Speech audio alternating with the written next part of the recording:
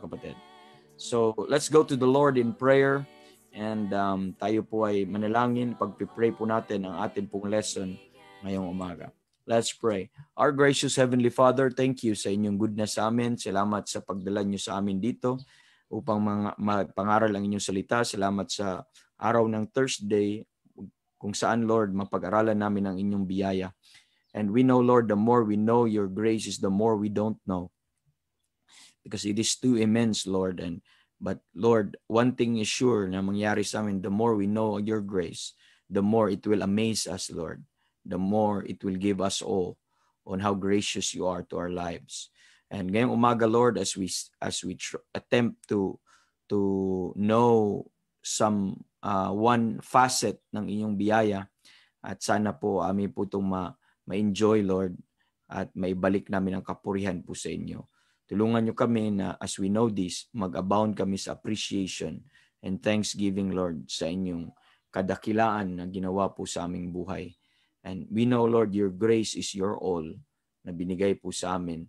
And help us, Lord, to see yung ano po nito, Lord, yung beauty nito sa amin pong buhay. And tulungan nyo kami. We acknowledge na apart from your help, Lord, wala kaming makukuha at wala kaming matutunan. So illumine us, make it clear, Lord, yung mga scriptures naming pag-usapan ngayon, maging malinaw sa bawat isa. And this we ask in Jesus' name. Amen and amen. So welcome everyone and praise God sa oras na ito. So mga kapatid, sa ating lesson po mga kapatid ay pinag-aralan po natin, nandito na po tayo sa teaching grace.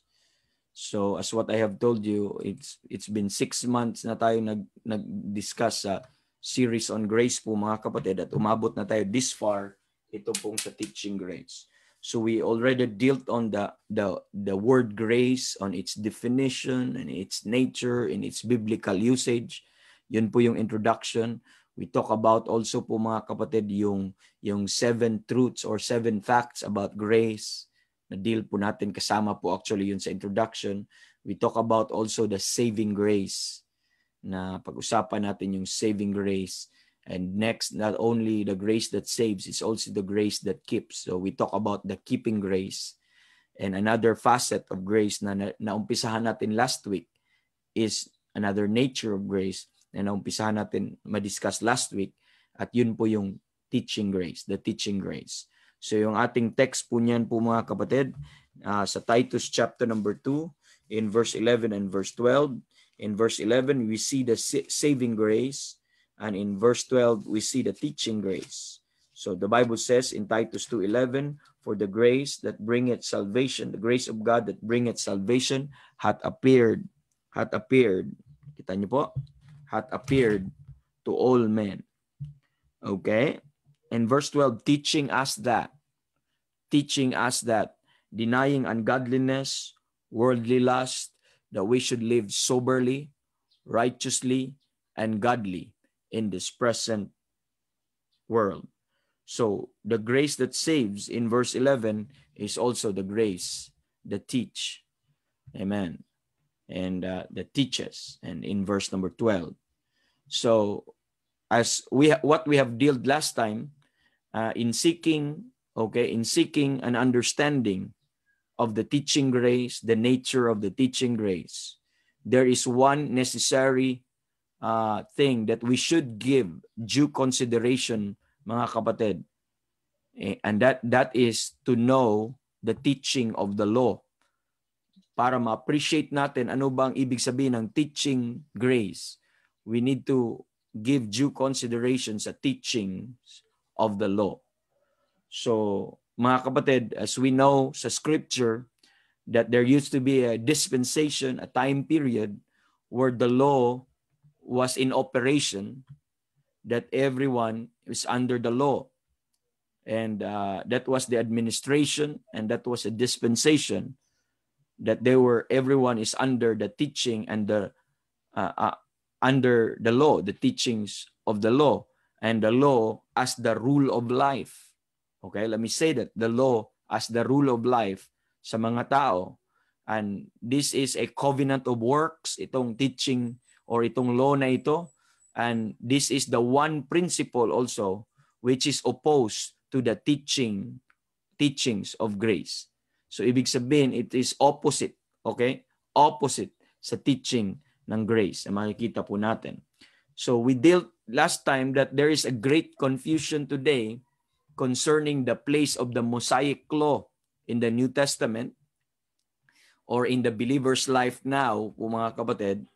And we know that there is this emphasis, a profound emphasis dito po sa salita ng Diyos po mga kapatid, especially in the Pauline epistles po mga kapatid, that believers right now in this dispensation of the grace of God are no longer under the rule of the Mosaic law.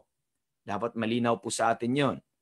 So bago natin i-expound yan, we have to know the contrast first mga kapatid. Si Evangelist Bobby talk about these things nung sa AVPI online last Tuesday. So I'd like you to understand this na importantly po mga kapatid. Pero sa kanya sa dispensational aspect sa atin dito po sa rule of life, law as the rule of life. Now, it is very profound sa Bible, kay Paul, na sinasabi na that we are not anymore under the law, but under grace. So clear po yun po mga kapatid, that the law already po mga kapatid, when it comes to the righteousness, Christ ended it. And Christ fulfilled all the law's requirements, and it's very clear po mga kapatid. But we opened last time yung mga verses patungkol po diyan. But my point is, in spite of this overwhelming na mga evidences sa New Testament scripture, most especially in the Pauline epistles po mga kapatid, but there have always been those mga kapatid, there are still brethren who insist that the Mosaic law, at least the 10 commandments po mga kapatid, are still in force for the Christian. So mayroon pa rin ganun. So na-deal din natin yan last time. Ang iba, sinasabi pa nga natin, na-end na. They believe that nag-end na yung law except tithing. So exempted lang ang tithing. Kaya, so na-deal din natin yan. I don't want to repeat myself doon sa area po na yon. So it seems exceedingly strange mga kapatid. It is very strange para sa akin, no, that Bible-believing Christians should advocate such view na meron pa ring ang law pa rin is still in force sa Christian. It is very strange, lalo na sa isang dispensationalist na magsasabi na in force pa rin ang Mosaic law. Kasi ang mga dispensationalists ay very particular po sa doktrina po na yon po mga kapatid.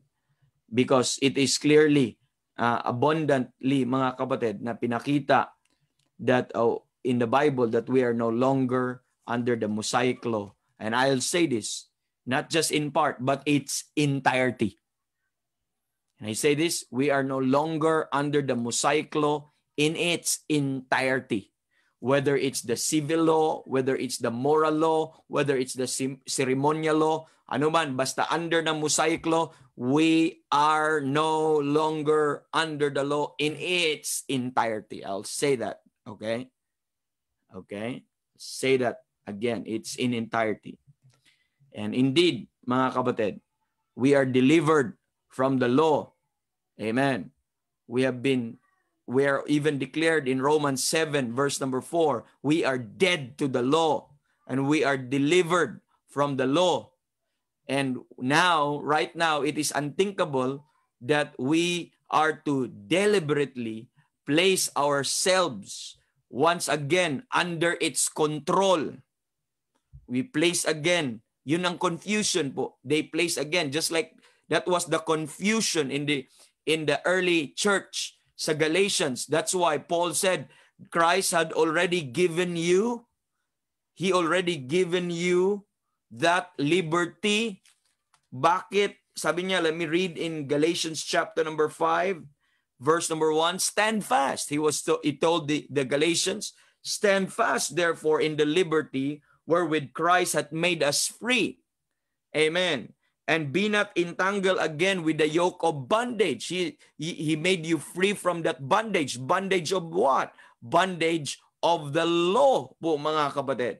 And He made you free. And it's unthinkable for a Bible believer at that, mga kapatid, to once again, place yourselves under doon po, mga kapatid, where Christ made you free. We're told that be not entangled again with the yoke of bondage. Sabi niya, behold, I, Paul, say unto you that if ye be circumcised, Christ shall profit you nothing. For I testify again to every man that is circumcised, that he is a debtor to the whole law. And Christ is become of no effect. Sabi niya dito, whosoever of you are justified by the law, ye are fallen from grace. Whosoever of you are justified by the law, ye are fallen of grace. So, yun from grace. Yun po yung problema po, mga kapatid. May mga relihiyon ngayon that they insisted that the law is still needful for salvation po, mga kapatid. That was true before, but that's not necessarily true now, mga kapatid. Kaya that's the confusion, dahil kinakaladkad nila yung old dispensation, i-apply pa rin nila sa panahon po natin. So when you place yourself po, mga kapatid, under against a law po, mga kapatid, you make Christ of no effect to you. Amen. And besides that, you are fallen from grace, because law and grace are exactly opposite po, mga kapatid. But mga kapatid, let me immediately, mga kapatid, remind everyone, baka ma-misunderstand po natin kasi meron tayong life under grace as we go on. Medyo malayo-layo pa ng kaunti because we have to deal this part first as our introduction sa teachings ng law. But let me remind you immediately, mga kapatid, let me tell you immediately that this does not mean to say that we are not anymore under the law, that we should, don't miss this, that we should necessarily behave in a manner, amen, just opposite to what the Mosaic law commands. Or my point is, hindi ibig sabihin na hindi na tayo under the law, that we will become lawless and we can do what we want because we are at liberty and nobody forbids you to do anything and all of that, and you'll take advantage of that and use that to sin, mga kapatid.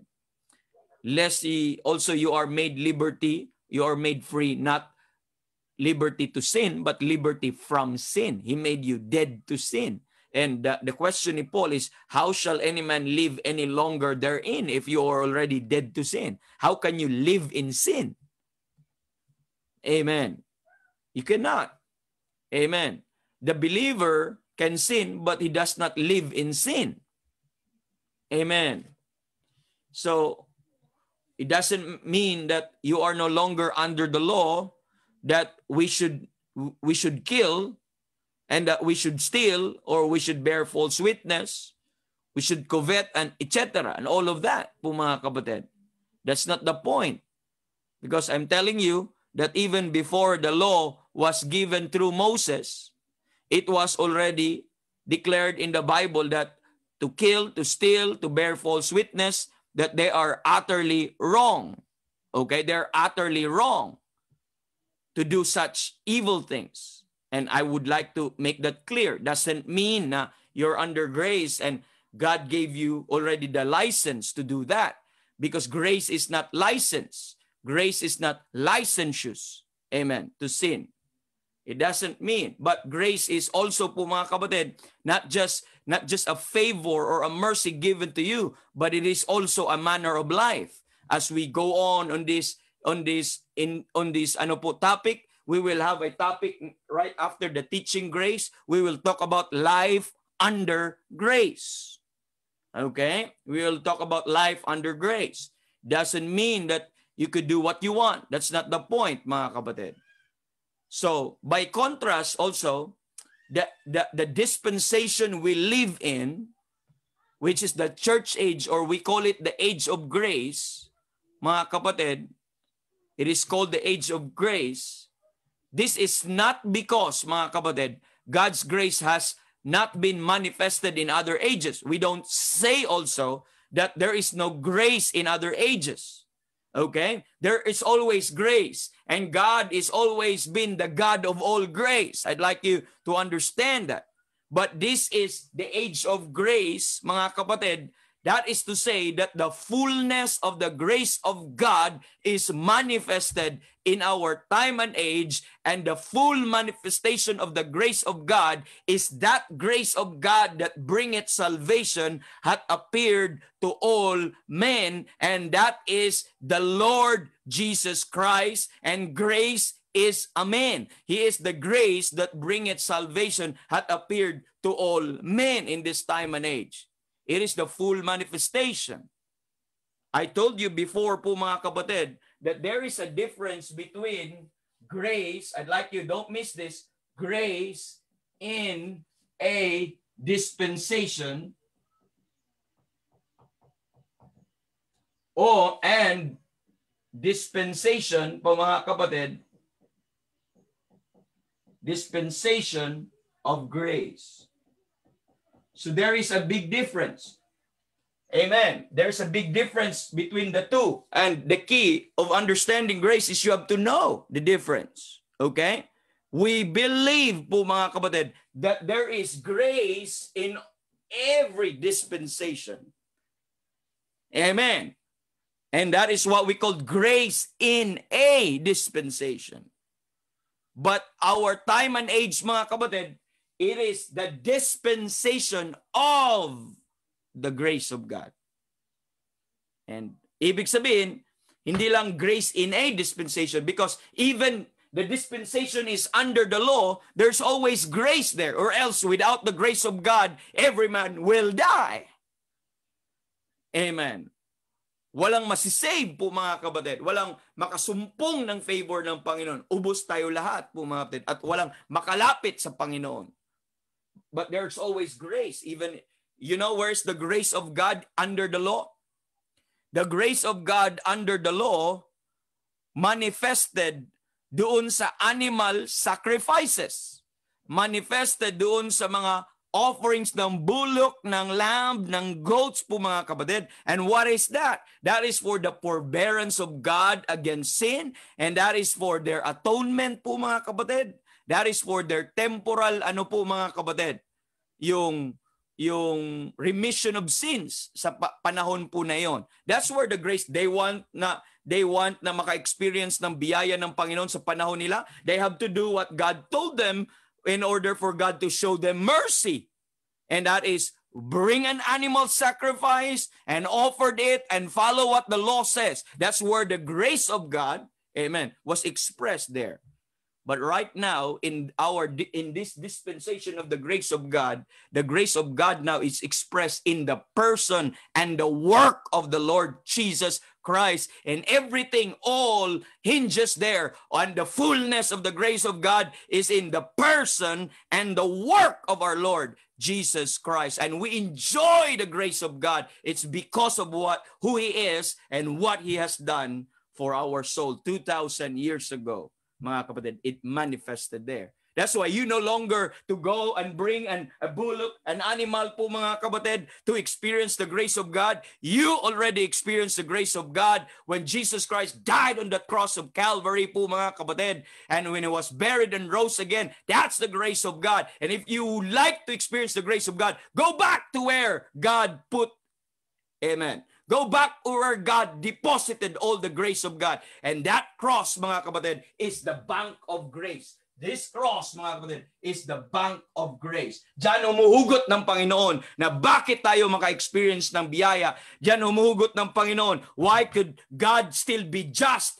And God can still be righteous by justifying you who is unrighteous, who is unholy, who is a sinner, justifying me who is a sinner, a vile sinner. Why God could still just and could not condone my sin po mga kapatid? It's because not only at the cross of Calvary He poured out His grace, but in the cross of Calvary also He dealt our sin with finality. And that's why when God will show grace to you, He is righteous to do that because He already satisfied His righteous demand, His holy demand, amen, so that He could deal with men. And the cross satisfy it all. And that is now the propitiation.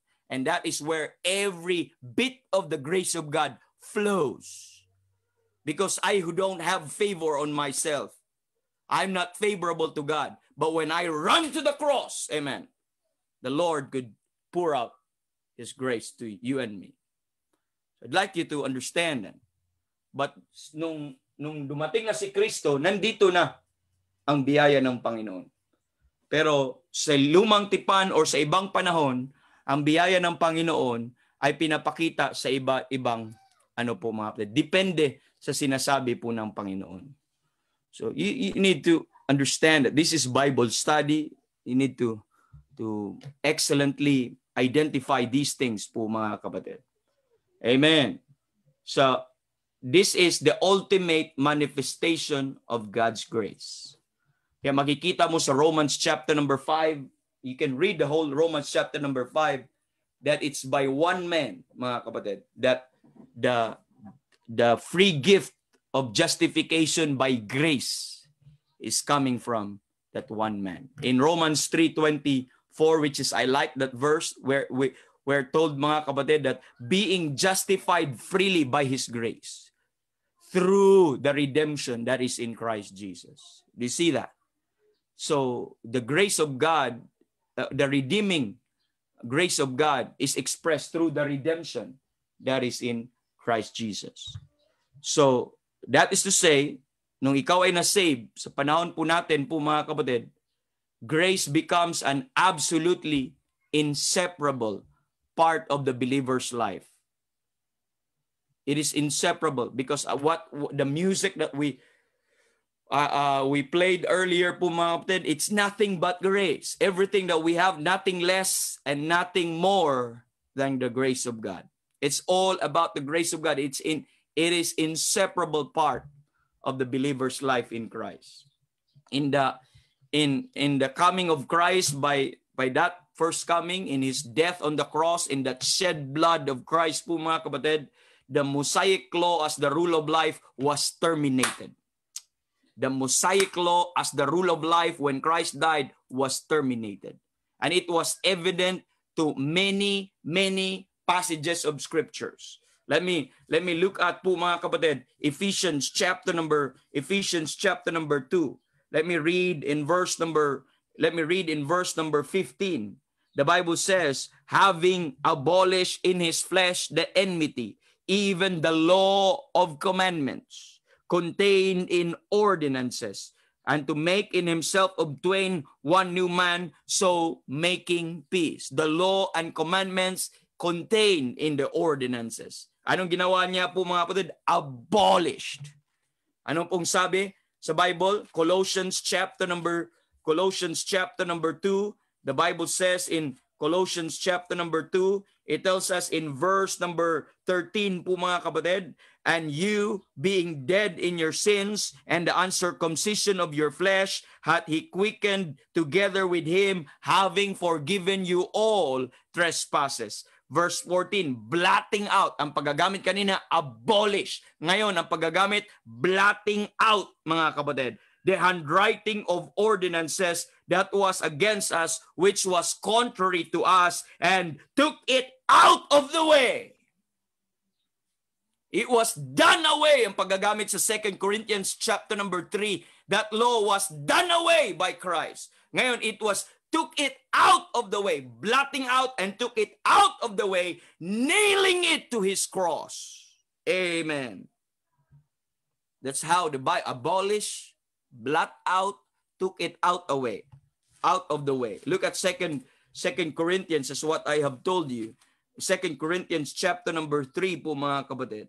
Let me read po mga kapatid, starting dito sa verse number verse number 7. But if the ministration of death, which is the law, written and engraven in stones, was glorious, so the children of Israel could not steadfastly behold the face of Moses, for the glory of his countenance, which glory was to be done away. It was told that the glory was to be done away po mga kapatid. Now look at verse number 11. Let me read verse 11. For if that which is done away was glorious. Ano ba yung na done away was glorious? Much more that which remaineth is glorious. Verse 13, not as Moses which put a veil over his face, that the children, pag sinabi mong not as Moses, but this is not necessarily talking to Moses as the person, but Moses that pictures the law and the prophets, okay? You see that, not as Moses which put a veil over his face, that the children of Israel could not steadfastly look to the end of that which is abolished. Yung paggagamit ulit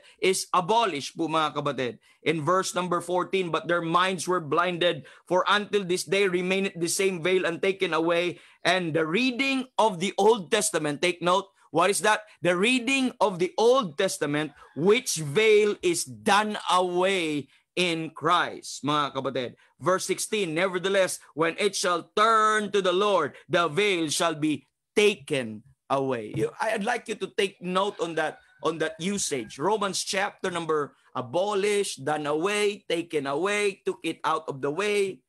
Romans chapter number 10. The Bible says in verse number 4, for Christ is the end of the law for righteousness to everyone that believeth po mga kapatid. You see, everyone that will believe will have righteousness. Why so? Because Christ already not only end the law, but fulfilled the law. And what do we have now is righteousness po mga kapatid, to everyone that believeth. And you take note in that. And wag po nating kalimutan po mga kapatid. So, it becomes, we have to understand that the Mosaic law, because of this crosswork, mga kapatid. By the way, when I look at this, when we see the cross, it doesn't just mean his death and his shed blood, but it means the entirety of the complete work or the finished work of Christ, the death, the burial, and the resurrection of Christ po mga kapatid. They should not be separated because that's all together po, mag-asama po mga kapatid. Because of that, this is we put the cross as the emblem of the Christ finished work. And the Mosaic law as the rule of life, okay, was terminated. It was abolished. The believer now is to live in liberty and in the power of God's grace today by the Spirit, and not the rule of the law. Not the rule of the law. So we're not talking about that inalis na yung rule of life na walang ni-replace ang Panginoon. Merong new and living way na ni-replace po ang Panginoon sa atin pong panahon po mga kapatid. And this new liberty must never be used as an occasion, amen, for the flesh. And we should not use that kasi isang tao na nagsasabi na, oh, hindi pala ako under the law, then therefore I can now sin and I can do now what I want, mga kapatid.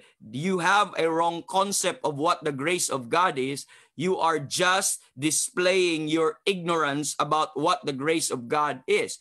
Yes, we are no longer under the law, but we are under grace po mga kapatid. And this grace is not licentious, but this grace is rather teaching us that denying ungodliness, worldly lust, that we should live soberly, righteously, and godly in this present world po mga kapatid. So nag-replace lang ng ang Panginoon, but the same nature in righteousness, the same nature in holiness po mga kapatid, but there is a replacement of the rule of life po mga kapatid, because the law has a problem, the law has a weakness, and the Lord has taken care of that weakness, and I'll tell you later on of what that weakness is. But I would like you to understand that it doesn't mean that you're not under the law and now you are under grace and you could do such thing po mga kapatid. That's why they told us, the Bible told us that shall we sin because we are no longer under the law but under grace?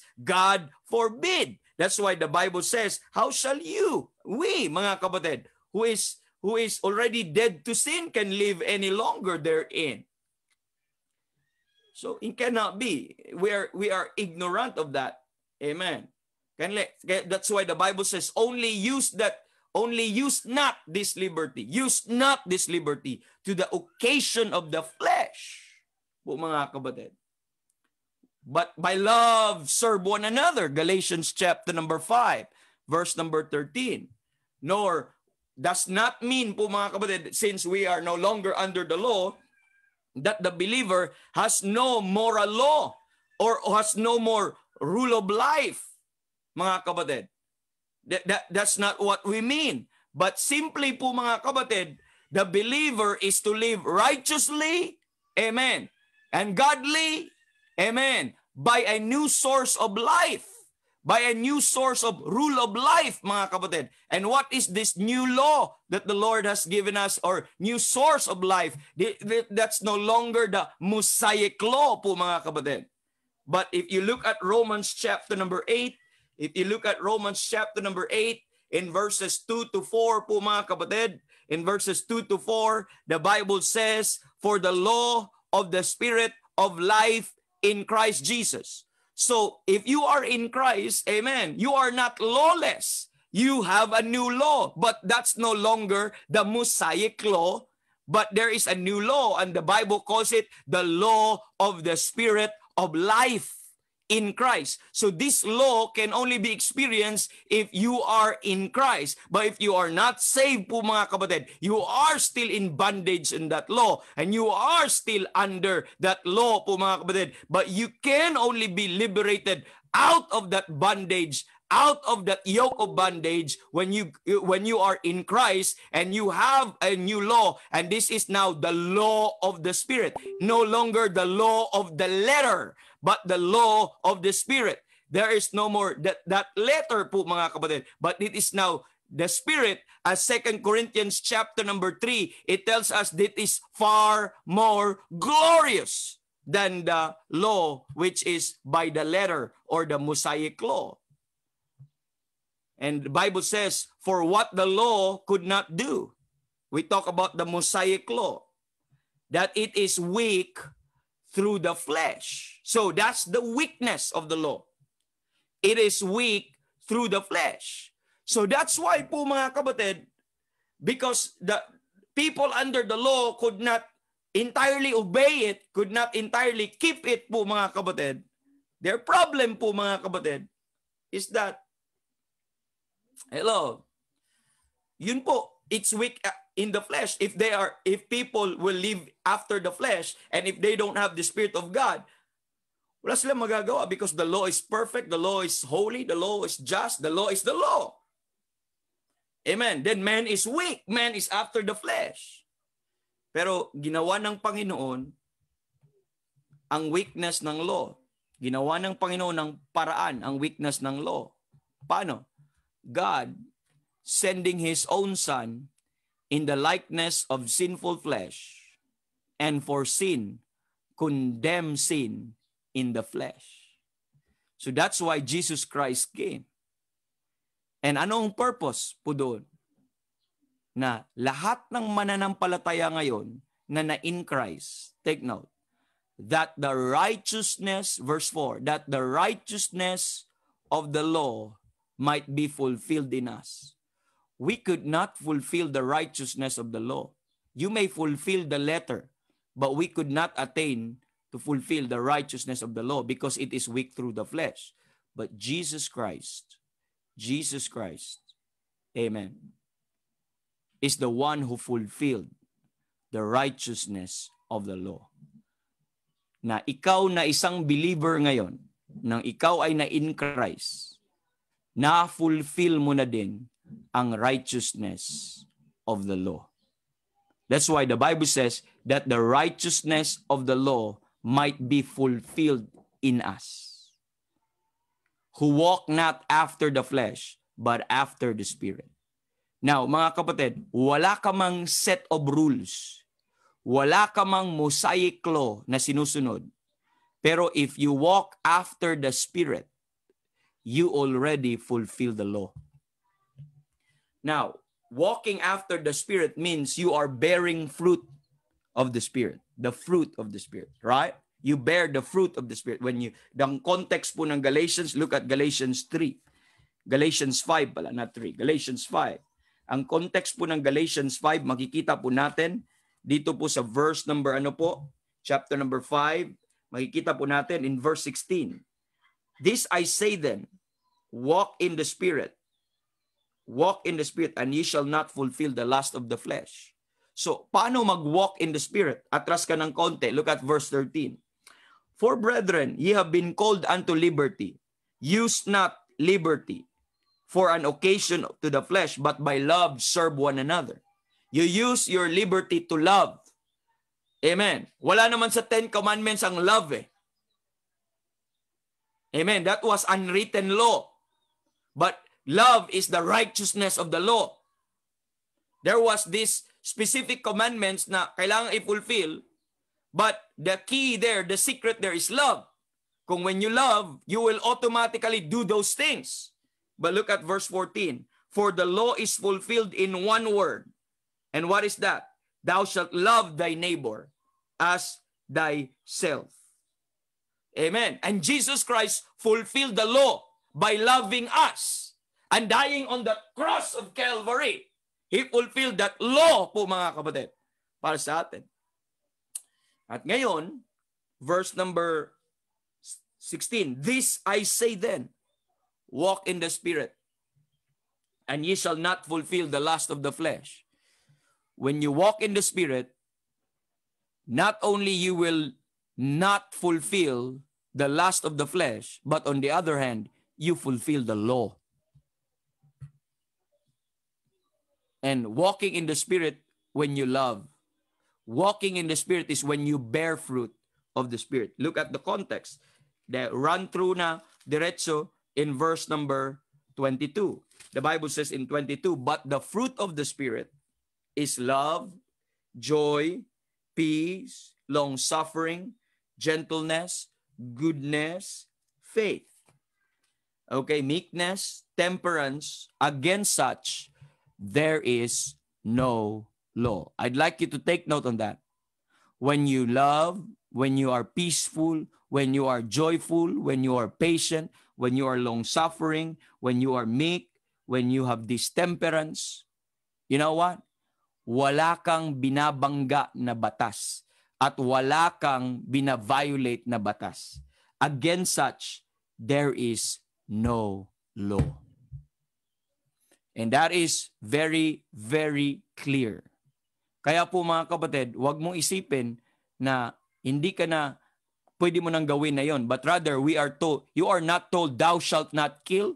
Wala naman, mga kapatid. Pero you know it's wrong. But you are told to love. When you love, you will not kill.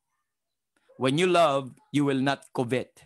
When you love, it is what it is. Romans chapter number.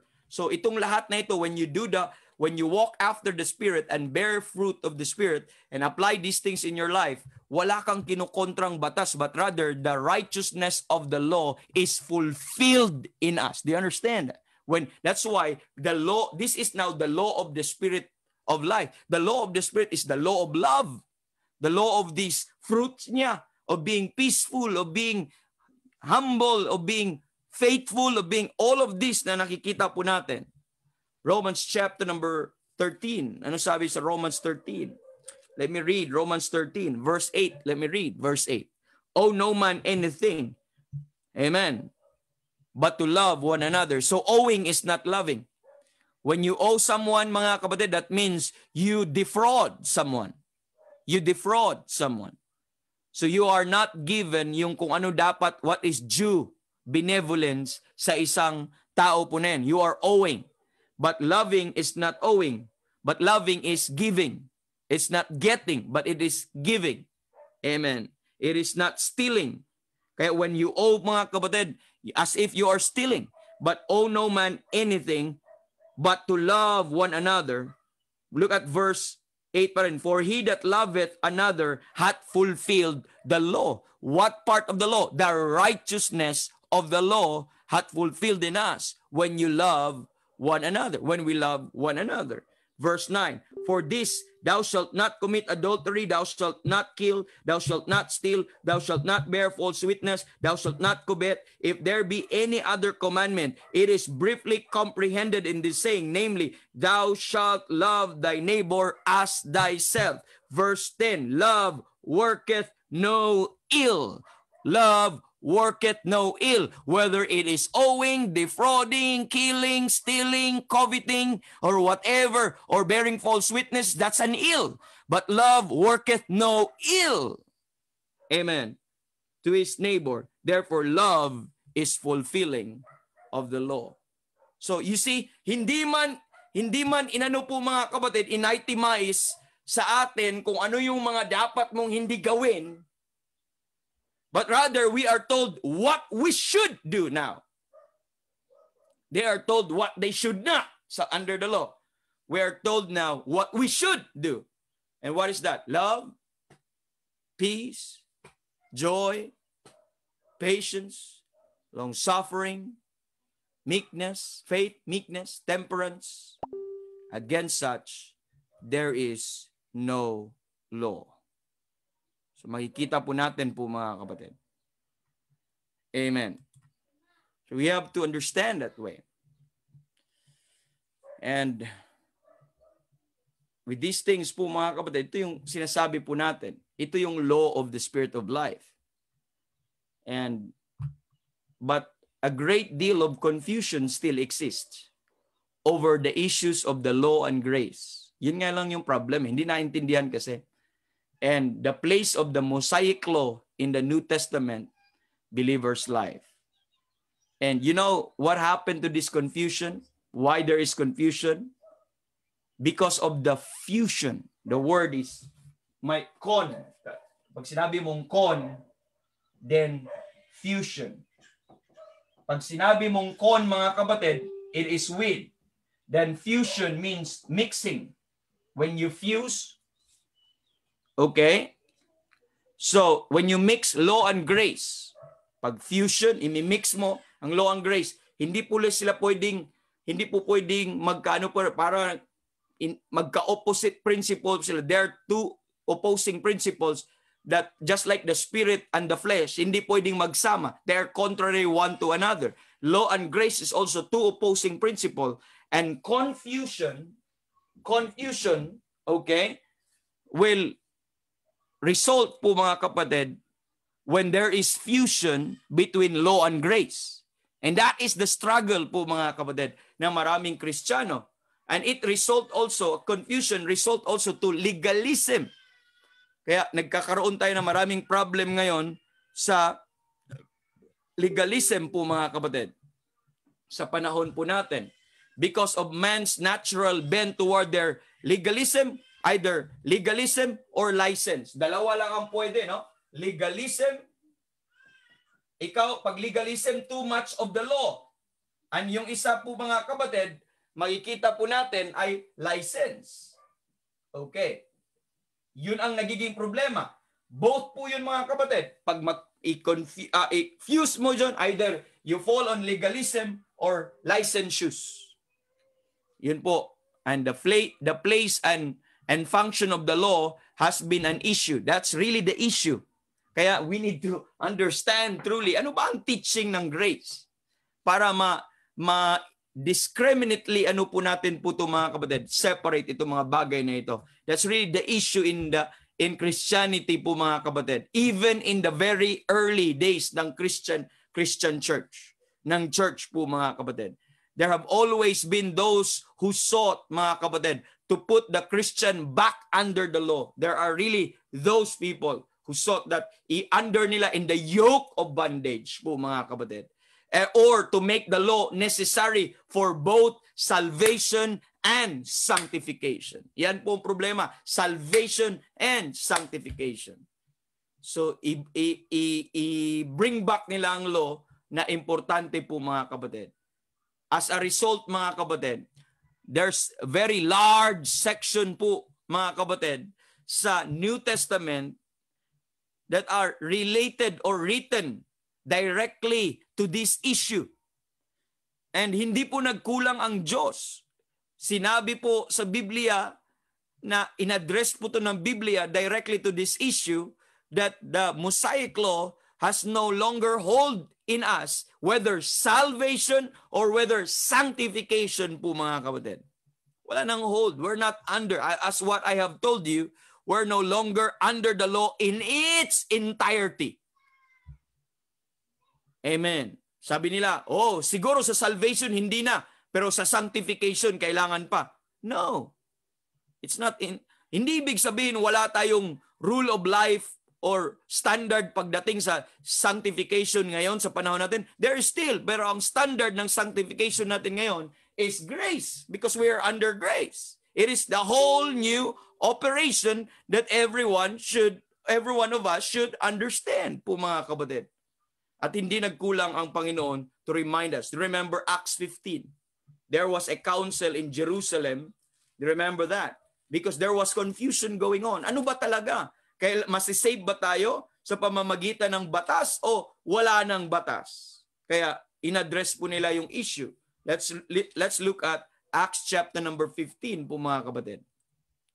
You see, observe the council dito sa Jerusalem. It was told that this was the first Bible conference. At may dinil po silang issue po mga kapatid.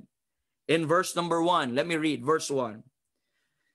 And certain men which came down from Judea taught the brethren and said, except ye be circumcised after the manner of Moses, ye cannot be saved. So merong nagtuturo that except ye be circumcised, amen, ye cannot be saved. So do you see that? That's really the problem po mga kapatid. Kaya sabi dito, when therefore Paul and Barnabas had small dissension and disputation with them, they determined that Paul and Barnabas and certain other of them should go up to Jerusalem and apostles and elders about this question. Kailangan pa bang magpatuli para maligtas?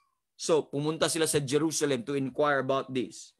In verse 3, and being brought on their way by the church, they passed through Phoenicia and Samaria, declaring the conversion of the Gentiles, that they cause great joy unto all brethren. Verse 4, and when they were come to Jerusalem, they were received of the church and of the apostles, si Paul and Barnabas, and elders, and they declared all things that God hath done with them. Verse 5, but there rose up certain of the sect of the Pharisees which believed. So mga believing Pharisees na din to. And saying that it was needful to circumcise them and to command them to keep the law of Moses. Can you imagine these Pharisees who believe? They are believing Jews also, that they told Paul and to the council that the Gentiles is needful, amen, to be circumcised, amen, and to command them to keep the law of Moses. So this was the first confusion. You know, it is understandable that there was confusion in this early age because the book of Acts is a transition po mga kapatid from law to grace. It is a transition. So meron pang hindi nakaka-reckon, hindi pa alam. That's why pinag-usapan po nila. In-address nila directly yung issue po mga kapatid. So they commanded that they should keep the law of Moses. Ang mga Gentiles daw. And the apostles and elders came together for to consider of this matter. Verse 7, and when there had been much disputing, can you imagine that? There had been much disputing. Take note on that. Much disputing. So hindi po naging madali yung discussion sa kanila. Nagkainitan po mga kapatid. Sabi na, Peter rose up. So Peter, as acknowledged as the head of the apostles, I'm talking about the 12 apostles, and said unto them, men and brethren, ye know how that a good while ago God made a choice among us. Totoo yun. That the Gentiles by the mouth should hear the word of the gospel and believe. So the Gentiles will hear from the apostles and believe. And God, which knoweth the hearts, bear them witness, giving them the Holy Ghost, even as He did unto us. Si Paul yung witness, si Peter yung witness. Kanino niya na witness? Kay Cornelius. Na ang Holy Spirit of God, okay, nagdwell kay Cornelius kahit si Cornelius hindi nagbaptize. Kahit si Cornelius po mga kapatid, ay kahit hindi pa siya nabaptize, at kahit si Cornelius hindi nagkikip ng law of Moses, pero si Cornelius ay nakatanggap ng banal na espiritu. Alam niya po yun. Saan pong event yun? Sa Acts chapter number 10. So siya ang nagsasabi po mga kapatid. And sabi niya dito, verse 9, and put no difference between us and them, purifying their hearts by faith. So sa panahon nito, dati, merong difference. Sabi niya, may choice ang Panginoon at tayo yung pinili. Ngayon po, sabi niya sa mga Hudyo, put no difference between us and them. Sino yung us, the Jews? Them are the Gentiles. Now, purifying their hearts by faith. He no longer by doing the works of the law, but this time by faith.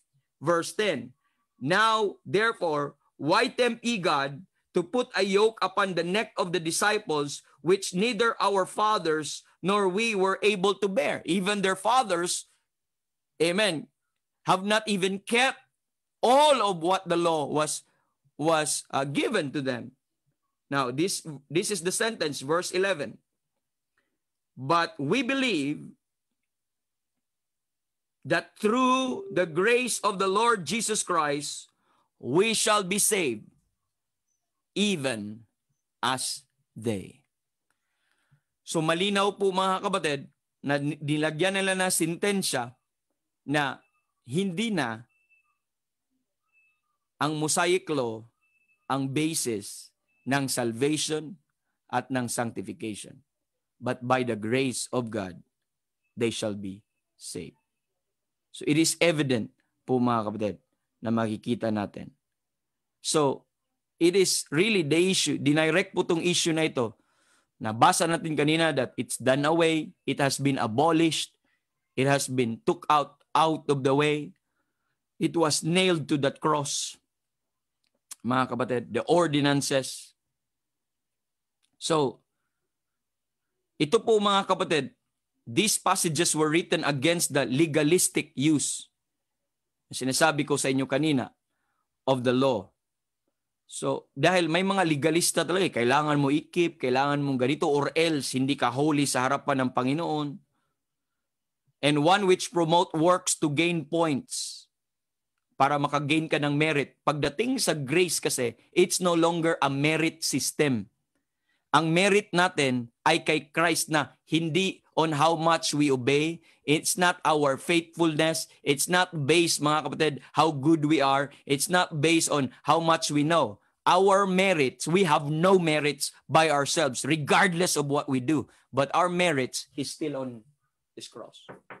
The believer's merit is all in the cross and not outside po mga kapatid.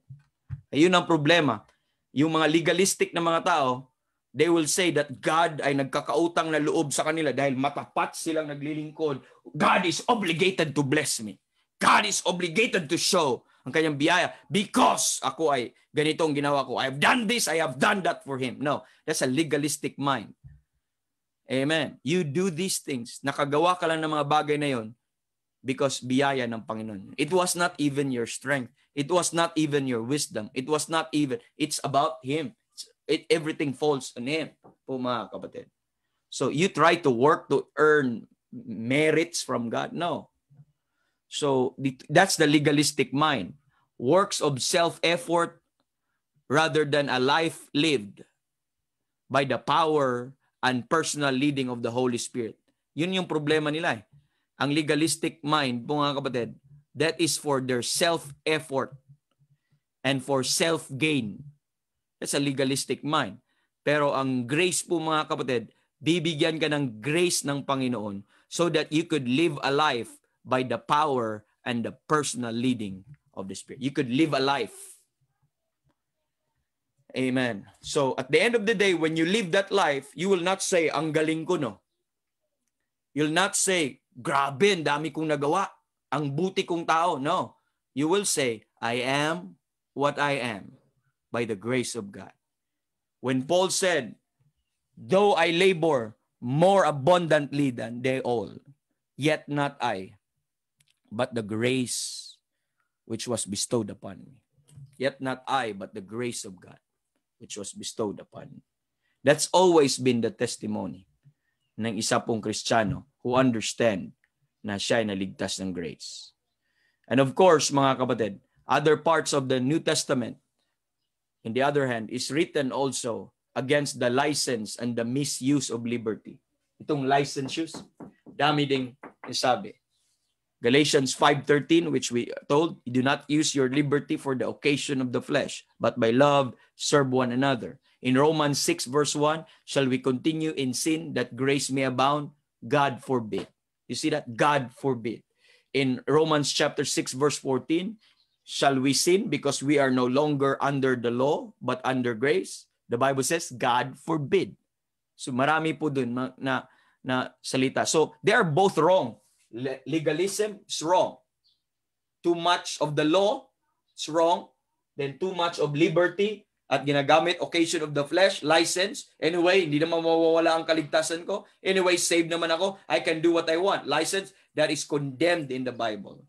Po mga kapatid. But there's the law of liberty. There's this law of the Spirit of life in Christ Jesus, which can make you do. If you walk after the Spirit, you can, amen, fulfill the righteousness of the law in us. And that text natin, Titus 2, mga kapatid, verse number 11 and 12, not only teaching us to deny ungodliness and worldly lust, yung grace na yon, but look at Titus 2. Balik ka sa Titus 2. Not only it is teaching us to deny ungodliness, worldly lust, that we should live soberly, righteously, and godly in this present world. Yung grace, yun ang ginagawa. But look at verse number 14. Verse 14. Who gave himself for us, that he might redeem us from all iniquity and purify unto himself a peculiar people, zealous of good works. You see, it would make you zealous of good work. Itong mga bagay po na ito po mga kapatid. So, but the answer is never to put the Christian back under the law. Amen. It's not the answer, not legalism or licentious ang answer, but the answer is never to put the Christian back under the law. Amen. But rather, amen, a proper understanding and appreciation of God's grace to us in Christ. That's really the answer. That is the answer. When you live a life under grace, when you have that right appreciation, when you have that right understanding of what the grace of God is, you will not deliberately sin, but you will live a life of righteousness, pleasing to God, not to earn merit from the Lord, but because po mga kapatid, it is your nature, mga kapatid. It is your nature na hindi talaga gagawa ng kasalanan. Bigyan ko kayo niyan mamaya later on in this topic. So, what do you mean that Christian liberty is not the right to do as one pleases? That's not Christian liberty, but rather Christian liberty is the power, the desire, the willingness to do as one ought. Amen. To do. And by the power of God and a regenerated life, a new nature, that divine nature na nasa atin. That's why you do things. Po mga kapatid. That's why you do things. Amen. Makikita po natin yan po mga kapatid. So, this is truly po mga kapatid, the ultimate focus of Titus chapter number 2 verse 11 and 14. That the glorious manifestation of God's grace in Christ instructs us, directed us, teaches us, trains us, the believer, how to live. It's not more of do not do, but it teaches us to live soberly, how to live righteously and godly in this present world. That's what the grace of God. That is what we call the teaching of grace. It is teaching you, it is training you, motivating you, instructing you how to live. And this grace provide that motivation, that grace provide that means po mga kapatid. And when you talk about teaching mo mga kapatid, when you talk about the word teaching, it compasses the whole concept of growth, like discipline, maturing, obedience, progress, training. When you talk about this word teaching, it includes training and instructing po mga kapatid, and progress, and many more. That's what we mean po mga kapatid when we talk about the teaching grace. Therefore po mga kapatid, in Romans chapter number 6 verse number 14, this give us that fundamental principle. Romans chapter number 6 verse number 14. Let me read that. As I quoted that often kanina po mga kapatid, but let me read Romans 6:14. Amen. For sin shall not have dominion over you. Sin shall not have dominion over you. Why? Why? For ye are not under the law, but under grace. You see, pag under grace ka pala, sin shall not have dominion over you. Nung mga tao, when they were under the dispensation ng law, sin reigned. Sin is unlimited. Bakit? Although may batas sila, bakit they still keep sinning?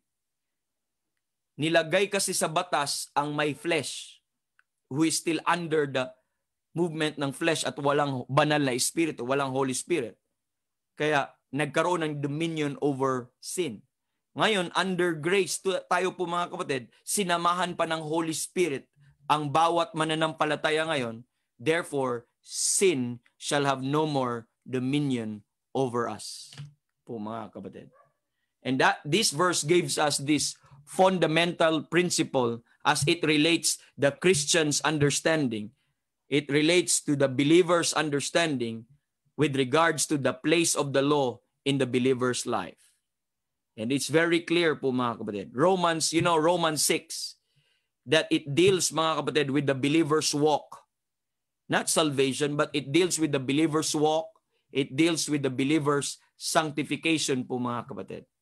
That is to say, in this regard, that under grace is never to be taken as an excuse to sin, as one pleases because he is under grace. No, that's wrong understanding. But rather po mga kapatid, when you are under grace, it means it plays in a strong emphasis. It plays a strong contrast with under the law. Nung under the law ka, sin has dominion over you. But yung under grace ka, amen, sin has no longer dominion over you. So, contrary sa mindset ng iba na, gusto ko nang magkasala kasi under biyaya pala ako, that is an evidence of their ignorance of the nature of grace. Po mga kapatid. And we have to understand that there are two things that are prominent in that verse 14 and 15 ng book of Romans, that law and grace set forth as a complete opposite. No longer under the law, but under grace. So they are opposite because of the word but. Po mga kapatid, they are set forth as complete opposite. So they should not go together po mga kapatid. And not only that, and it tells us that the only way the believer is going to experience true sanctification, true victory over sin po mga kapatid, with righteousness mga kapatid, is by grace and not by the law. But rather, it is by grace, and this is the work of God in Christ po mga kapatid, and never by the law or the works of the law. So that's the point. Therefore, the reasons mga kapatid which will set forth na makikita natin are bound into two issues mga kapatid. First is the weakness of man's flesh. and the nature of the law and its inability because of man's weakness to produce a truly holy life. That's why, that's the thing that I'd like you to understand. First is the weakness of the flesh. That the law is perfect, but the flesh is weak. That's why, how could it participate? How could it cooperate? How could it do? On the other hand, the law has no emotions. The law is the law. But the flesh is weak. And I'd like you to understand also that the nature of the law and its inability because of man's weakness. Kaya, for the law is weak through the flesh. Amen. It is weak to produce a true holy life sa isang mananampalataya. This is not to say that the Mosaic law is not good. It's not holy. It is good. It is holy. Amen. It functioned perfectly. Kaya lang, it is weak through the flesh. Kaya lang, wala pang indwelling Holy Spirit sa panahon po nila. Kaya, yun po ang weakness po, mga kapatid. But praise the Lord. Amen. God provided that weakness. Amen. By sending forth His Son po, mga kapatid. So we need to understand that po, mga kapatid, na ganun. Sa ano po, mga kapatid, sa mga Muslim, ay may, I'll say this. Ito yung I'll end with this. Siguro, meron pa pala tayong time. Sa situation po, mga kapatid, may isa situation para maintindihan nyo to. I always use this situation. Sabi ko noon ng Kristiyano, sa isang Muslim, sabi niya, kayo mga Muslim, bawal naman sa iyo, pinagbabawal sa inyo kumain ng baboy. Bakit kasi pinagkain sa inyo ang baboy? Ang sarap-sarap kaya ng baboy, lalo na pag liempo at inihaw. Ang sabi naman ng Muslim, anong sabing bawal? Wala sa Quran na bawal kumain ng baboy. Sabi naman ng Muslim. Sabi niya, hindi talaga kami kakain ng baboy. Hindi ibig sabihin na ang baboy ay pinagbabawal. Talagang hindi kami kakain ng baboy kasi alam namin ang baboy ay marumi. Talagang ayaw namin ng baboy. Yun ang sagot ng Muslim. Mga kapatid, I say that to say this. Ang Kristiyano, ngayon, sa panahon ng biyaya, hindi po kagaya ng pag-itemize sa Old Testament na don't, or thou shalt not, na sobrang dami na nakalista, letter by letter, okay, punto per punto, na dapat nilang sundin, dapat nilang ikip, instruction kung gaano kalaki ang tabernacle, kung gaano lahat ng measurements, every detailed was given doon sa Mosaic Law on how they should do it, paano sila mag-offering, paano nila gagawin ito. So there is this, it's a list of thou shalt do this, thou shalt not do this, and all of that. It's a long list, mga kapatid, na batas talaga po, mga kapatid. Sa Kristiyano, sa panahon natin ngayon, sa age of grace, wala po tayong ganong lists. Makikita nyo po. Pero hindi ibig sabihin, wala tayong list, although may iba pong specific list na nakikita po natin. Pero unlike ng pagka-emphasize doon sa Old Testament na there is. You know why? Because being under grace, the power to obey God is no longer by your own. The power to do the will of God, it's because, amen, of the Holy Spirit and our new nature. Wala man sigurong naka-specify yung specific sin na ito. hindi man siguro specifically pinagbabawal sa mga utos ng New Testament yung specific sin po na iyon. Pero hindi kailangang pagbawalan. Kagaya ng Muslim. Ang mga Kristiyano na may Holy Spirit, ang mga Kristiyano na may new nature, which is created after the nature of God, the divine nature, hindi na niya kailangan, kasi may law of the Spirit of life na siya, na kailangan niyang mag-walk after the Spirit. Yun lang ang kanyang duty, walk after the Spirit. Hindi niya siya kailangang sabihin na wag gawin to, wag gawin yan, masama ito. Hindi na kailangan ng details ng ganon. Alam niyo kung bakit? Dahil ayaw niya talaga yun gawin. Yung nature na yun ay hindi talaga. Hindi kailangan i-specify na wag kang maglasing, wag kang magsigarilyo, wag kang magmumura, wag kang maggawa ng wickedness, ganito, ganyan. Hindi kailangang i-emphasize. Dahil having the Spirit of God and the new nature, ayaw talaga na dapat. Supposedly, ayaw natin ang mga bagay na yun. That's the difference between the law and grace. Ayaw talaga natin. Kahit wala pang utos, you can know that it is against that new nature, against the Spirit of God. You can know that you're grieving the Holy Spirit. Ayaw talaga natin. Ayaw talaga natin ng marurumi. Ayaw talaga natin ng mga kasalanan. Ayaw dapat talaga natin. Hindi tayo po mga kapatid, ibang bagay, pag sinabi mo, bakit mo hindi ginagawa yan? It's one thing to say, na tinatanong mo, hindi ko ito ginagawa dahil sabi ng Bible, hindi ko dapat gawin to. Tama yun. Tama yung one hand. In one hand. But on the other hand, you have a deeper understanding when you say, hindi ko ginagawa yan dahil ayaw ko talaga yan.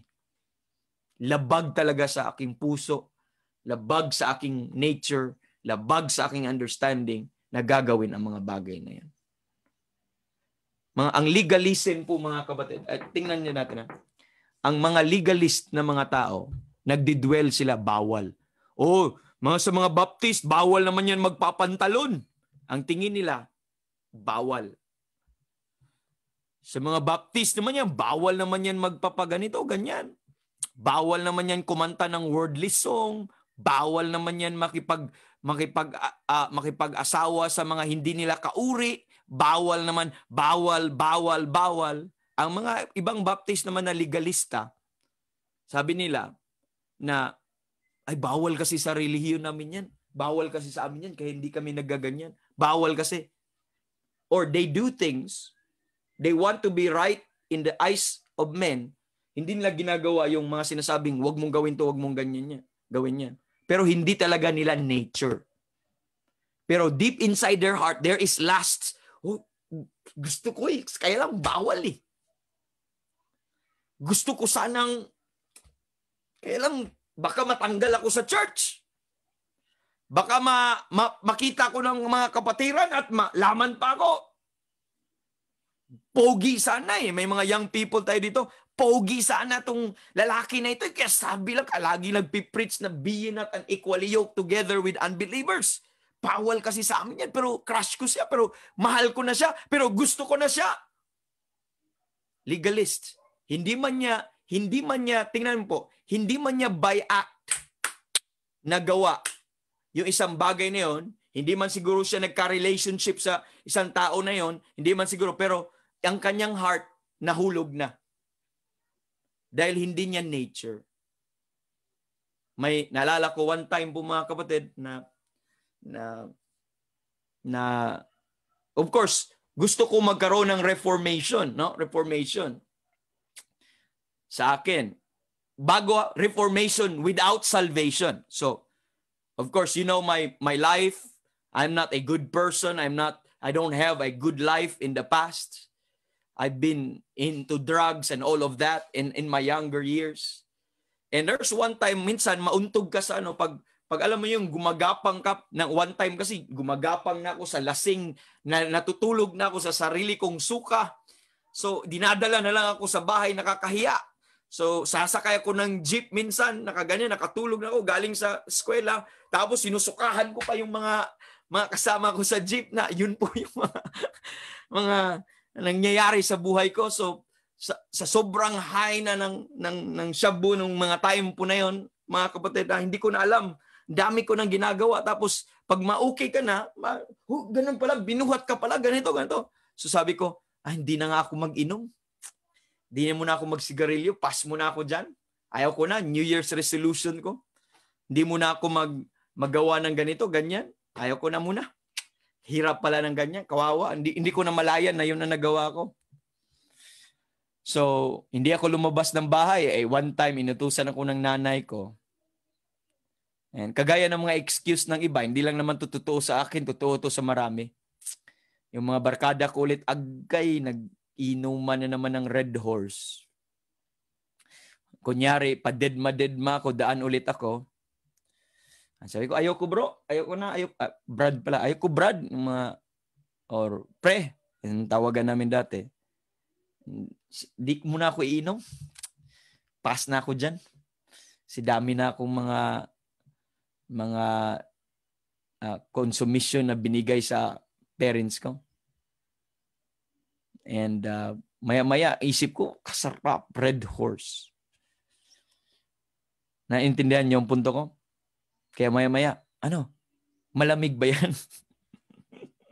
Sabi, nilagyan pa ng ice, talagang damihan ice. Ito, malamig. Apas, pinahawak pa, pinadampi pa sa aking pisngi. Ay nako. Wala talaga. Minom talaga. May mga Kristiyano din ko, na legalista po mga kapatid, pinipigilan lang ang urge. Pero hindi talaga nila nature. Kahit anong try nilang, ayaw ko muna, gusto ko magganito, ayaw ko muna.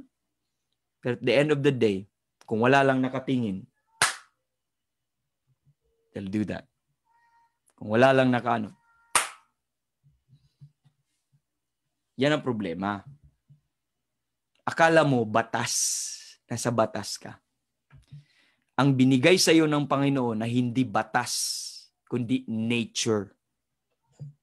New nature. A nature na supposedly nilayuan na yung mga bagay na yun. Ayaw na yung mga bagay na yun. Ayaw magkasala. Yun yung new nature. At mag-walk ka sana according to that nature. Kasi ang problema natin, may dalawa tayong nature. Meron yung old Adamic nature natin, yung old sinful flesh, nasa atin pa rin. Tapos, merong new nature na binigay ang Panginoon. Kaya ang problema natin, hindi natin pinapairal at pinuput on yung new nature na ito. Lumalakad tayo according to our old nature, tapos pinipilit nating i-reform or i-suppress ang ating old nature na by disciplining ourselves, na ayaw muna natin, dahil ang thinking natin dahil masama yan, magalit ang Panginoon sa akin yan, bawal yan, dapat hindi ganun. So according to the old nature, but if we walk after the Spirit supposedly and put on our new nature at yun ang susundin natin, wala tayong ganong struggle. Kaya nag-struggle tayo ng ganon. Kaya nag-end up tayo into that legalistic concept na bawal. Bawal naman sa amin yan. Bawal sa amin yan. Bawal sa amin yan. Wala nga nakasulat sa Bible na bawal eh. Ang iba naman, on the other hand, yung licensed shoes naman, wala namang nakasabi sa Bible na bawal yan eh. So kaya ginagawa ko. Hello? Ang ginagawa ko lang naman pag may so parang ganun pa rin, pinagmix mo yung legalism and license. Hello? Yun ang mahirap. Tayo, marami tayong Kristiyano, hindi natin naintindihan kung ano talagang teaching ng biyaya. Ang thinking natin, pinagbabawalan tayo ng church natin. I've seen a lot of Christians up to now, wala pa ring understanding. Kaya bakit hindi ka umakanta ng wordly song? Bawal kasi sa amin ang wordly song. Bakit ka Ikaw babae, bakit ka palaging nakapalda? Bawal kasi sa amin magpantalon. Ikaw lalaki, bakit hindi ka nag-short? Bawal sa amin mag-short. Ikaw, bakit wala ka pa ang boyfriend ngayon? Bawal kasi sa amin ang boyfriend at girlfriend. O bakit wala ka pang bakit sa baptist lang or sa mga save lang? Bawal kasi sa amin. Pag ganyan ang mentality mo, mga kapatid, you think you are under the law.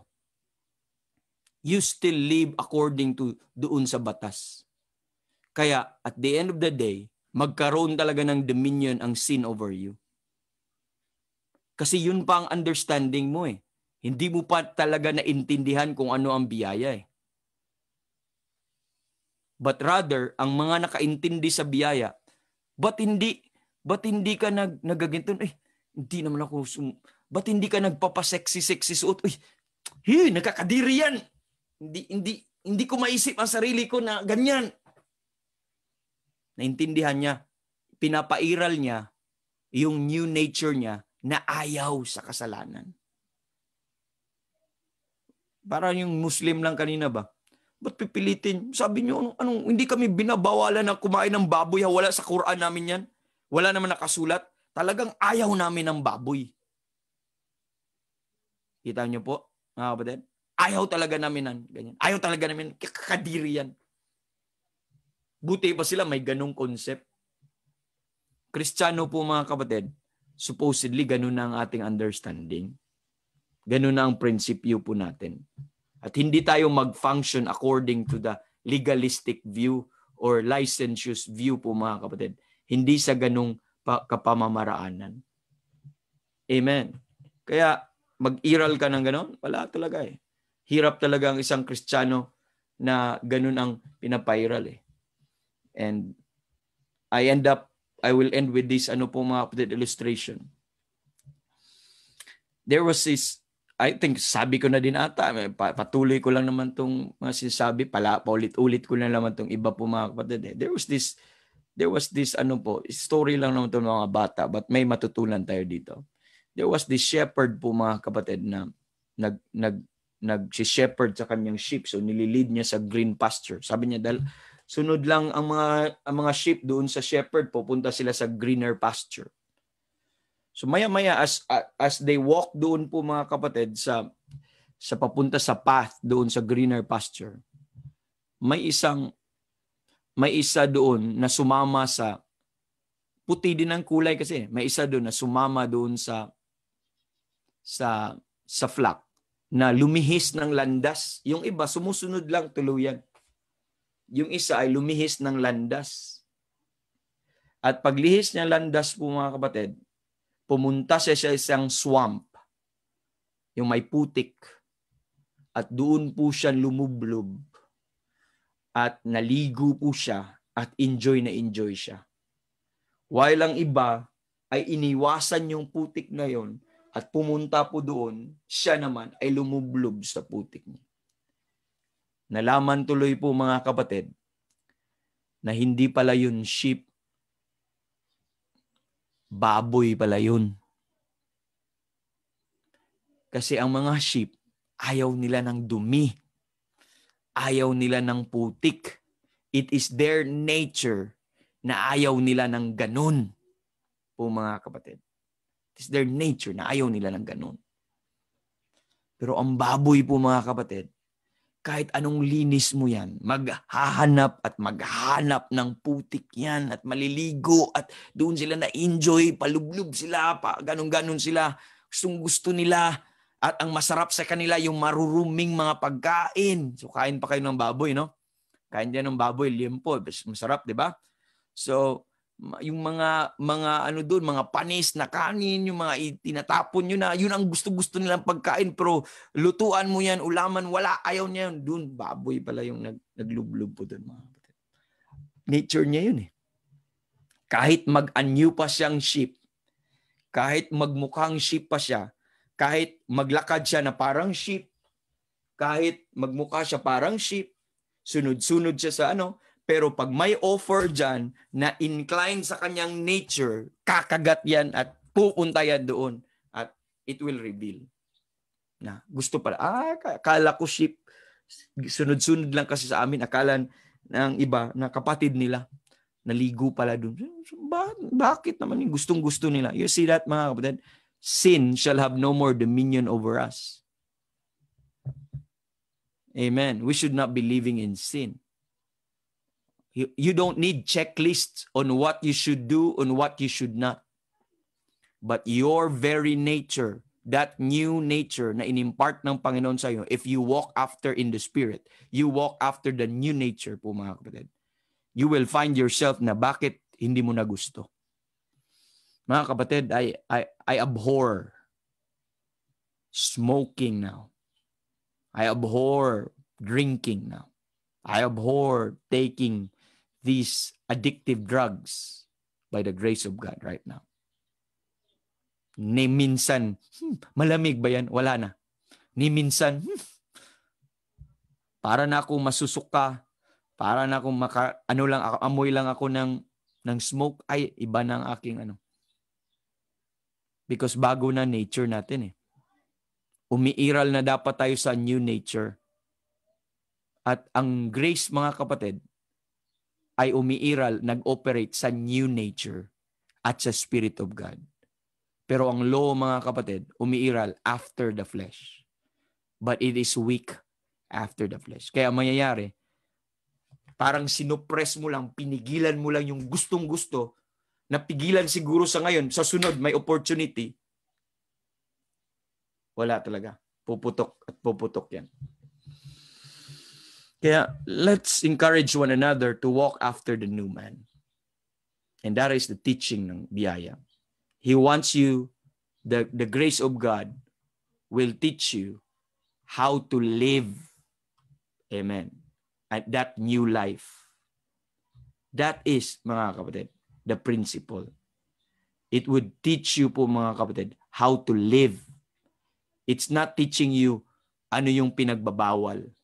But it is teaching us to live soberly, righteously, and godly in this present world. At bibigyan kanya po, mga kapatid, that grace of God will provide that incentive, it will provide that motive, it will provide that desire, it will provide that means so that you could live a Christian life. And everything doon po is guided ka. That's the goal. Kaya you become zealous of good works. Kaya sa Titus 2:11, you are purified. He made you a peculiar people, zealous of good works. You like good works. You appreciate good works. And you despise and you abhor evil things. At yun na po ang bago nating nature. At dapat maintindihan natin. So, you see, in this teaching grace, it will teach us how to live. This is all about it. But para po natin maintindihan truly ang biyaya, next week po, mga kapatid, titingnan po natin yung law, teachings of the law.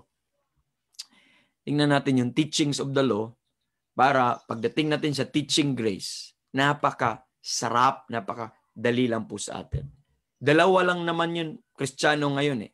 Dalawa lang naman klaseng Kristiyano sa mga churches na yun. They are under the law or under grace. Kasi personal mo yung malalaman eh. Believers na nakikinig sa amin ngayon, sa atin ngayon, anong tingin mo? Bakit ka nag-church? Nag-church ka ba dahil batas yun or else matanggal ka sa membership pag hindi ka mag-church? By the way, children are under the law. Children are under the law. They're under the law. Mga anak natin, under the law ng parents nila. Do not do that or else palo. Pa! And you know, they're afraid to do anything because there's palo. Because they're under the law. Amen. Mga bata pa. Ganun yun eh. Don't touch. So I'm training my infant dito po, mga kapatid, na no touch, no.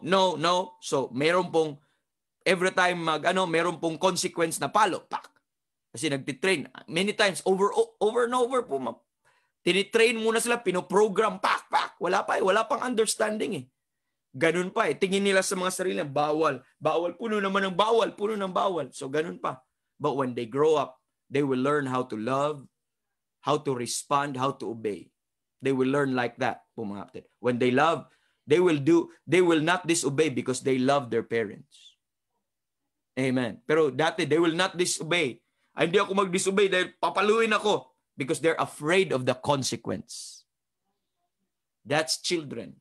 You know, Christians, children in Christianity, babes are also like that. You don't do things because you're afraid of the consequence, what might happen to you.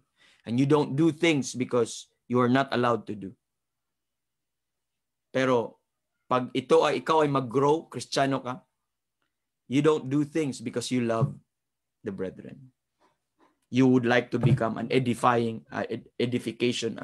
You'd like to become a blessing. You'd like to become, mga kapatid, gracious ka na. Gracious ka na sa mga bagay. You don't want to do ill sa iyong neighbor. You don't want to take advantage for yourself. And you would like to sacrifice and to minister. Rather, yun po ang concept natin. Anong tingin mo sa bakit ka nag-church? Dahil bawal ba? Or because you love to do it? Amen. Bakit ka may church? Para lang maging under ka sa isang local church or sa isang, tapos para madisiplina ka? Or because you love the church? Bakit ka nasa ministry? Bakit ganyan ang suot mo? Bakit ganyan ang mga behavior mo? Bakit ganyan ang dahil ba may nagbabawal sa iyo? Bakit ganyan ang mga ginagawa mo ngayon? Dahil ba may nagpumilit sa iyo, nagbabawal sa iyo? Or it's because you understand and you are not a legalist. You are not also licentious in that part, but you understand, amen, how the grace of God works in your life. And it taught you how to live a life of being a Christian. Mga kapatid. So sana po na naging malinaw, na ipaabot ko sa inyo po ng maayos po mga kapatid. Ano po ang teaching grace. And wala pa tayo. I just end up today our introduction. And the first part po nito we'll be looking at the teachings of the law. We'll touch a little bit about the law, and which is madali lang po yun mga kapatid. Then we will full blast sa instruction ng biyaya po mga kapatid. And as we see that, life is worth living. Life is worth living. You serve God because you are willing, you are excited to do it. Because you have a will to do it. Because you desire it po mga kapatid. Kailangan ko kasi mag-soul winning. Kasi sabihan ako ni pastor, kung hindi, consequence ka ganisin. Can I tell you, brethren, you are not under the law. Be not entangled again with the yoke of bondage, but live in liberty. Amen. Use your liberty to love, to serve. Amen. Use your liberty to enjoy the Lord. Use your liberty to live a holy and godly life, mga kapatid, because you're no longer under the law, but under grace. Know this, mga kapatid, that God loves you and God provided these things for you. And as the Lord being gracious to you, live also graciously to others and to anyone that is around you po mga kapatid. And walang condition, walang anything na requirements na kailangan gawin nila ito para gawin ko nila sa No. Grace is not like that. And you understand that. And at least nakaganyan tayo nakatanggal tayo ng ganyan lang kaliit na part na discuss natin, na enjoy natin ngayong umaga. And sometimes I am impatient because I have so much to talk about sa biyaya. As much as possible, I would like the series on grace every day. But we have some other programs every day. And tomorrow, join us tomorrow. We'll talk about another facet of the truth kasi this is workman's treasure. This is a multifaceted studies of the Word of God po mga kapatid. So itong workman's Workman's Treasure Study Series. So we'll talk about the battlefield of the mind. Another important, peculiar subject na kailangan po nating matutunan, yung battlefield of the mind naman. So we'll be talking on that warfare that we have po, mga kapatid, tomorrow. And join us. And thank you for joining us this morning. Thank you sa mga brethren na kasama po natin dito sa Zoom, kasama po natin dito din sa FB Live, and praise the Lord. Amen. We're joined with a lot of brethren, and glory to God po, at salamat sa inyo, and God bless us all, and see you tomorrow. And use that liberty to know God, to serve God. Don't think that ito ganito, but live according to your new nature. Live according to the capital S Spirit of God. And you will surely